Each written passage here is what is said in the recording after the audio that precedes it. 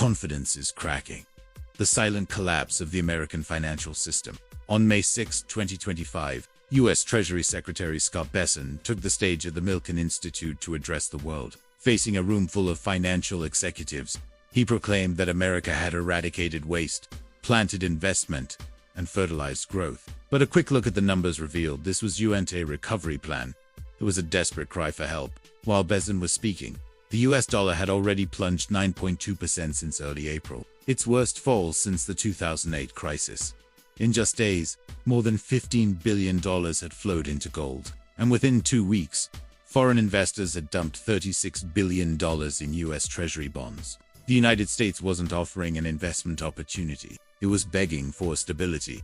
According to the Financial Times, even Japan, one of America's largest creditors, suspended new bond purchases, citing currency volatility and tariff uncertainty. And yet, Besson continued to repeat that America remained the nexus of global finance. But what happens when that nexus stops attracting capital and starts bleeding in instead? The real question hovering in the air was this optimism ...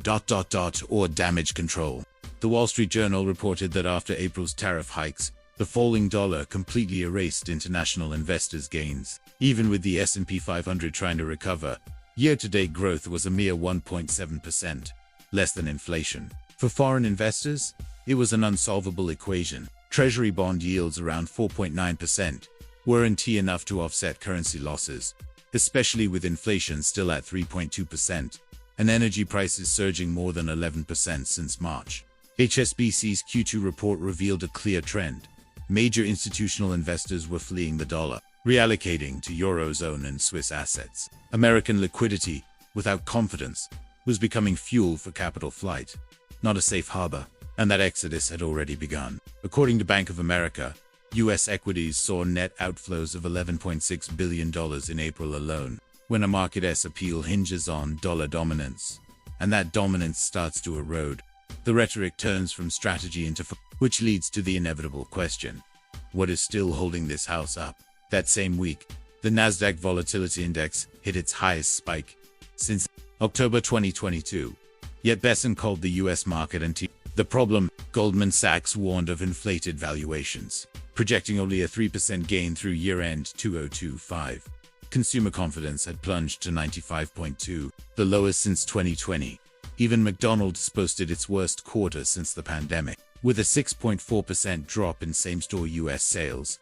Is that what anti-fragility looks like? The problem goes far beyond consumer sentiment. Capital expenditures among S&P 500 companies dropped 9.8% in Q1, the sharpest quarterly decline since 2009. Yet the Treasury keeps pushing tax cuts and deregulation, while borrowing $500 billion in a single quarter. So what exactly is America offering the world? Because if this is a harvest, as Besson suggested, where are the returns?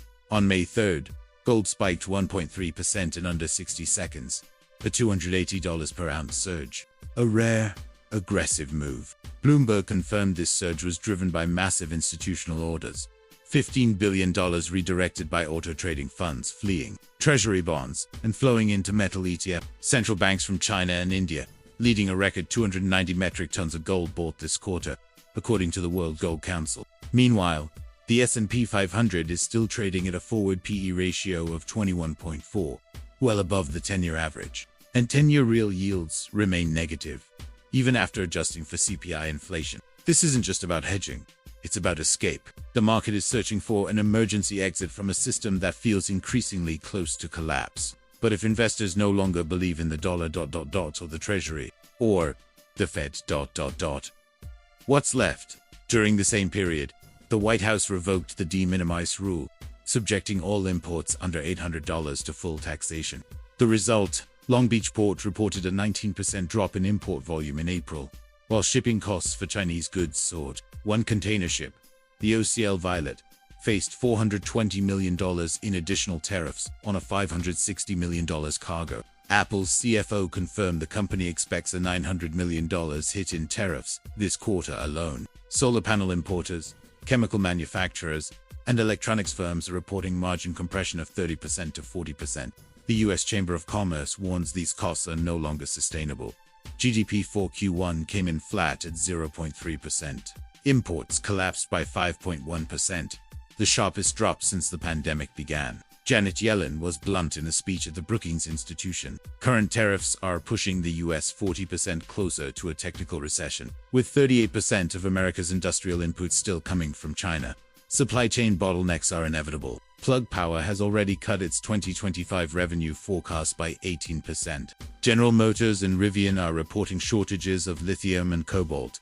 And Besson's answer: tax cuts, deregulation, and in practice, contradictory. U.S. debt is expected to surpass $36 trillion this year. The Treasury already issued $514 billion in this quarter alone. Interest payments are projected to exceed $1 trillion by December. Fiscal space is evaporating, according to the CBO, and the Fed remains frozen, offering no guidance on rate cuts, citing tariff-driven inflation from the administration's own policies. In May, the Treasury tried auctioning $102 billion in 30-year bonds, but only succeeded after raising yields by 38 basis points. Demand is vanishing. China alone reduced its holdings by $23 billion. The IMF warned that the U.S. could face a debt refinancing shock if short-term borrowing continues at this pace, with $1.6 trillion in T-bills maturing before Q3. Pressure is mounting. While Besson repeats that U.S. Treasuries are a stabilizing anchor, the world sees the opposite: political instability, growing debt, and capital flight. Global capital isn't leaving for yield. It's leaving because the math no longer adds up. And when safety becomes relative, safe compared to what? Despite Besson's claim that trade talks with China are progressing, Reuters revealed no bilateral meetings are scheduled, only a multilateral WTO session. Tariffs have effectively created an economic embargo. Chinese exports to the U.S. have dropped 31% year-over-year, and American companies are already reporting inventory gaps that could hit store shelves by June. Meanwhile, countries like Vietnam, Malaysia, and India have increased exports to China by more than 20%. Asia is reorganizing. Without the United States at its center, supply chain fragmentation isn't a future threat. It's already underway. So the final question remains: does the U.S. still have bargaining power? Or is it bluffing with an empty hand? Besson's speech sounds polished, but the real economy tells a different story. Uncontrolled debt, broken supply lines, eroded confidence, and the market is placing its bet, not on the dollar, not on policy, but on gold. The question isn't whether America will survive, it's whether its markets can thrive under these conditions. Now it's your turn. Do you think global investors will take the bait or walk away for good?